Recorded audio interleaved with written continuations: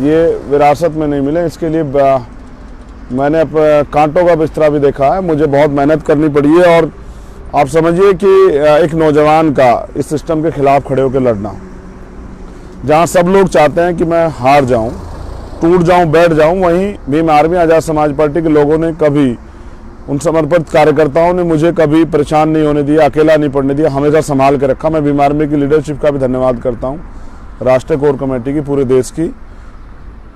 मैं एक एक कार्यकर्ता का धन्यवाद करता हूं कि आपने मेरे हर फैसले में सहयोग किया और आपने मुझ पर विश्वास दिखाया। मगर मैं आपसे ये कहना चाहता हूं, वोट बहुत ताकतवर होती है। वोट उत्तर प्रदेश में तय करेगी आपके एक एक वोट कि चंद्रशेखर आज़ाद ने जो काम किया है, भीम आर्मी ने जो काम किया, उसका जनता में कितना समर्थन है। और जो दूसरे दल के लोग हैं, आपने पहले, मुझसे पहले बहुत लोगों को जिताया, लेकिन आपकी ज़िंदगी में क्या बदला ये आपको सोचना पड़ेगा। क्या आपकी ज़िंदगी इस लोकतंत्र में बहुत अच्छी हो पाई है? क्या मान्यवर काशीराम साहब, बाबा साहब अम्बेडकर का मिशन कोई चला रहा है? क्या अम्बेडकरवादी आंदोलन इस देश में आगे बढ़ेगा या पीछे हट जाएगा, ये आपको तय करना है।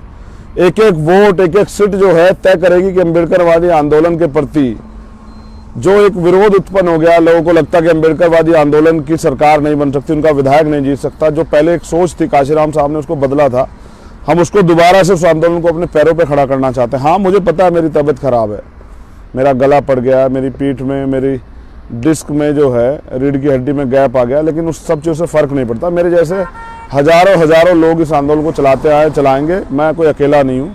भीम आर्मी हमारी ताकत है, आज़ाद समाज पार्टी हमारा संगठन हमारी ताकत है, एक एक कार्यकर्ता हमारी ताकत है।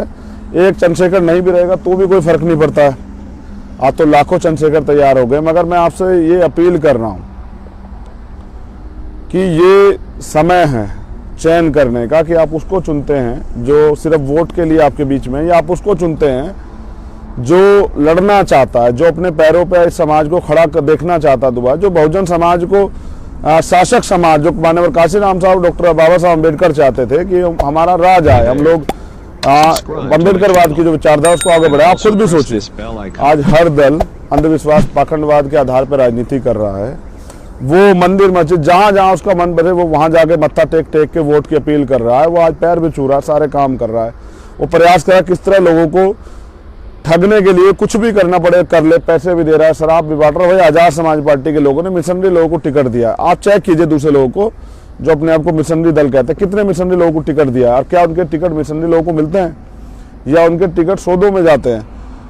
पूरे देश, उत्तर प्रदेश का जब मैं रिपोर्ट कार्ड दूंगा आपको, आप ये देखना, हमने 100 से ज़्यादा नौजवान साथियों को जो लड़ना चाहते हैं, जो इस चुनाव के बाद अपनी पहचान बना लेंगे, और अगर इस बार नहीं जीत पाते तो अगली बार वो विधानसभा के सबसे मजबूत दावेदार होंगे। उन लोगों को हमने टिकट दिया, उनको आगे बढ़ने का हौसला दिया। कई ऐसे लोग हैं, जैसे उत्तराखंड में हमारे जिलाध्यक्ष हैं भीम आर्मी के, उन पे अपनी गाड़ी भी शायद मुझे लगता नहीं है, और हो भी सकती है, तो वो भी हिम्मत जुटा रहे हैं। उनको भी लगता है लोकतंत्र इसलिए बाबा साहब अम्बेडकर ने बनाया था, वोट का अधिकार इसलिए दिया था कि गरीब का बेटा भी शासक बन सकता है, वो भी उन समस्याओं का हल निकाल सकता है जिन समस्याओं से हम लोग पीड़ित हैं।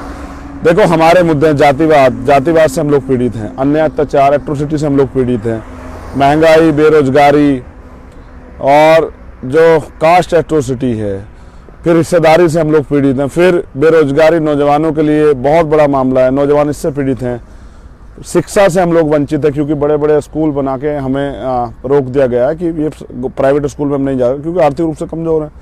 बड़े बड़े हॉस्पिटल हम भी चाहते हैं गरीब लोग उसमें इलाज करा लें, लेकिन रोक दिया गया है क्योंकि वहाँ पैसे चाहिए, सरकारी में सुविधाएं नहीं है, उसको जानबूझ के बंद किया गया। देखो, सिस्टमेटिक तौर पे प्राइमरी स्कूल, सरकारी स्कूल की पढ़ाई खत्म की गई कि लोग प्राइवेट स्कूल जाएं, लेकिन ये शोषित वंचित समाज के लोग उसमें घुसे कैसे? बड़ी बड़ी फीस चाहिए, बड़ी बड़ी फीस के जरिए उनमें एडमिशन होते हैं, डोनेशंस लगती हैं, फिर तमाम तरह के सहयोग की ज़रूरत पड़ती है, नेताओं के लेटर पैड की ज़रूरत है, लेकिन आप पे है क्या? मेरा एक सामूहिक प्रयास है भीम आर्मी आज़ाद समाज पार्टी के आंदोलन जरिए कि अब कमज़ोर लोगों की भी, वंचित वर्ग के लोगों की भी राजनीति खड़ी होनी चाहिए। मैंने इस पानी दे देना जरा सा पीने के लिए, गर्म पानी। और मैं मानता हूँ कि आज नहीं तो कल परिवर्तन को स्वीकार किया जाएगा। आज हो सकता है लोग हमारी मजाक बनाए। मैं आज ही अपने साथियों से बात कर रहा था तो उन्होंने कहा कि जब मान्यवर काशीराम, जब मैं आगरा जा रहा तब बात हो रही थी, जब वो आगरा आए तो उनकी पार्टी को लोग नकली अंबेडकर की पार्टी कहते थे, और तब जनता दल को असली अंबेडकर जी की पार्टी माना जाता था, आरपीआई को असली अंबेडकर जी की पार्टी माना जाता। काशीराम साहब नहीं डरे उनकी झूठ बातों से, वो धीरे धीरे उस अपनी चाल पे चलते रहे, मेहनत करते रहे, प्रयास करते रहे। मैं काशीराम नहीं हूँ, मैं डॉक्टर अंबेडकर नहीं हूँ, मैं तो उनके धूल के पैरों के धूल के बराबर भी नहीं, लेकिन प्रयास करने में क्या बुराई है, उनके आंदोलन को आगे बढ़ाने में क्या बुराई है। वो जो चाहते थे कि बहुजन समाज के लोग शासक वर्ग बने, उसको तरक्की पर ले जाने की क्या उसमें क्या बुराई है। और अगर मैं नहीं चला पा रहा हूँ तो आप बताएं ना कौन चला रहा है।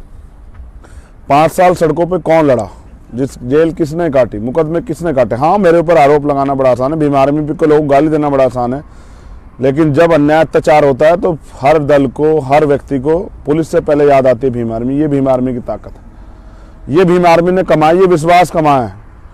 लोग अब जब पीड़ित होते हैं, जो आस्थावादी लोग हैं वो भगवान को याद करते हैं, लेकिन बहुजन समाज के शोषित वर्ग के लोग हैं, अन्य अत्याचार होने पे वो भीम आर्मी को याद करते हैं। ये कमाया है भीम आर्मी ने, ये पैसों में नहीं मिला है।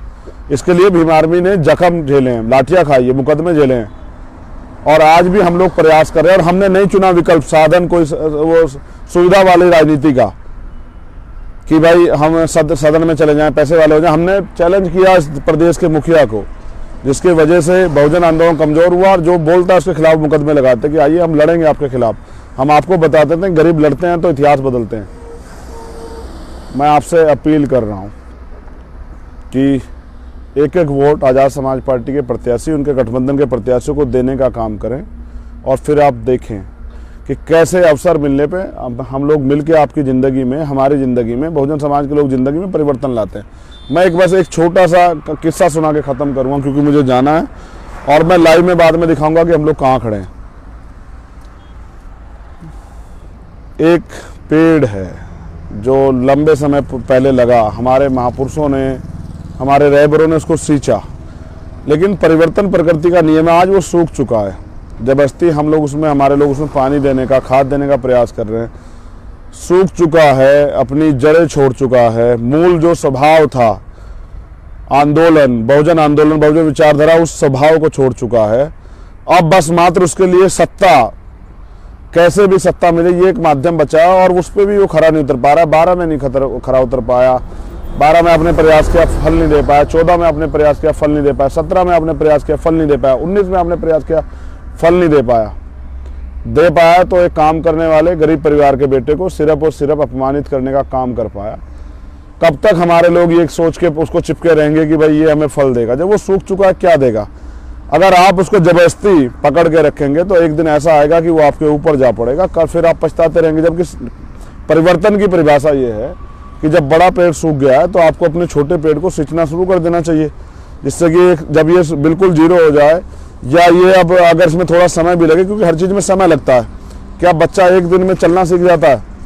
नहीं, वो तो बैठना भी 6 महीने में सीखता है, वो तो चलना भी 1 साल में सीखता है, बोलना भी 1-1.5 साल में सीखता है। तो आसान नहीं है, धीरे धीरे चीज़ें आती हैं। अगर आज हमने इतने बड़े पैमाने जिला पंचायत सदस्य जिताए, हमने आज अपने प्रत्याशी लड़ाने की हिम्मत जुटाई, तो ये धीरे धीरे सफल हो पा रहा है। एक समय आएगा परिवर्तन का, 24 में हो सकता है कि हमारे मुकाबले, क्योंकि हमारे लोग काम करते हैं, बीमार में लोग मेहनत करते हैं, कोई बचे भी ना।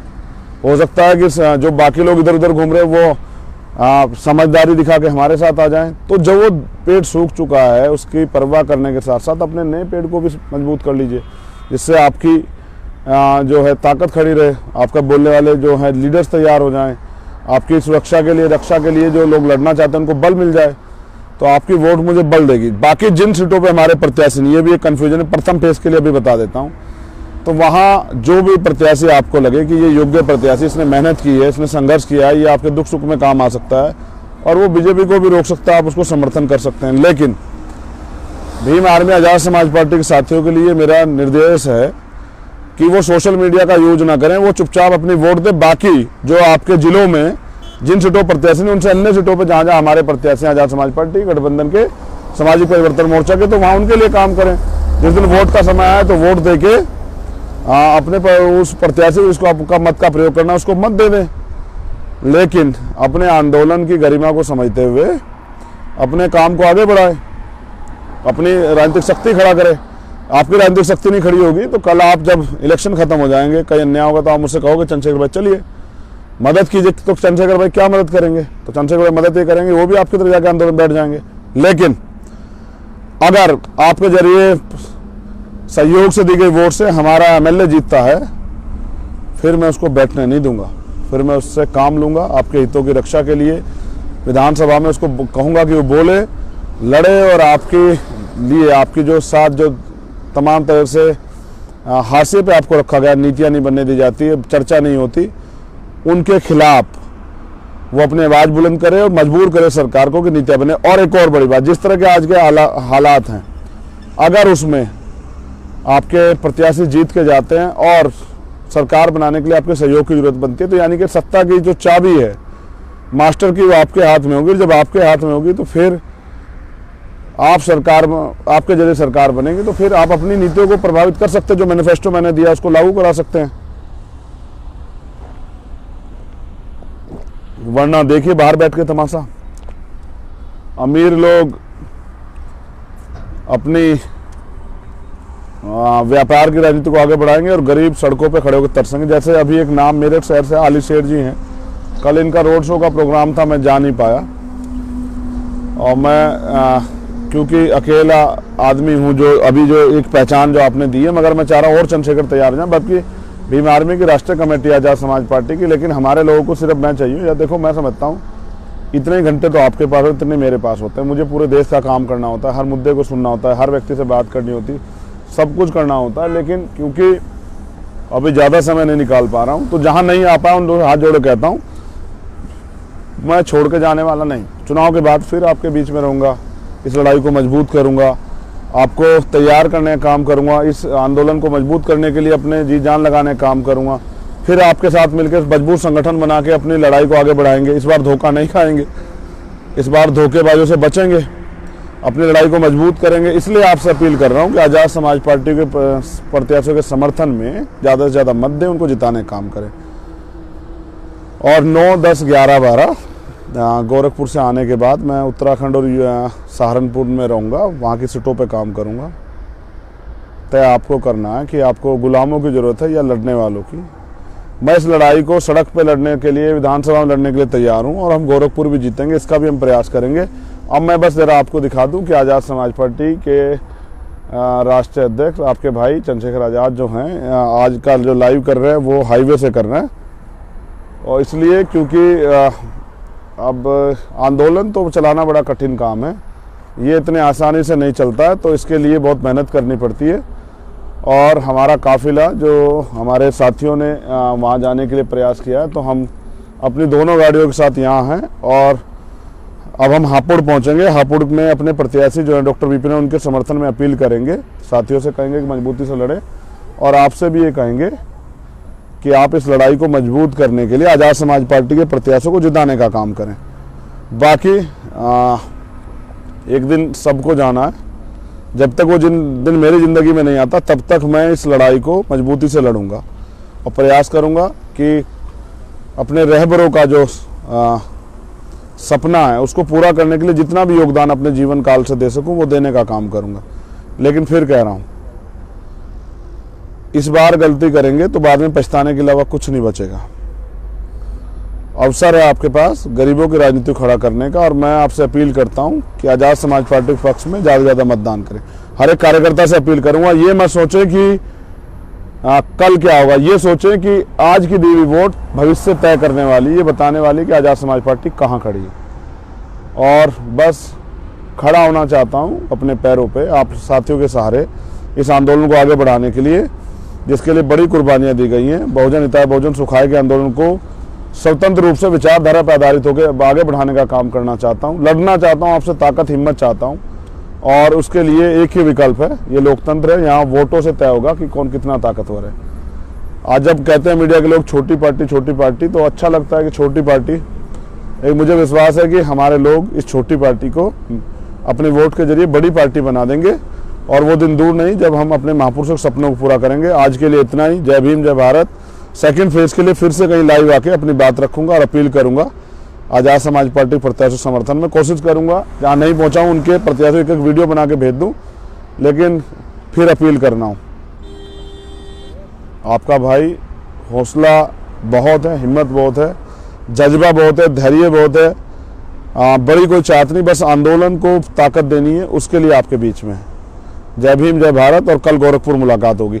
आप सभी के लिए बहुत बहुत मंगल कामनाएं, और मुझे विश्वास है कि इस बार भी आप मुझे हारने नहीं देंगे, जिताएंगे। जय भीम।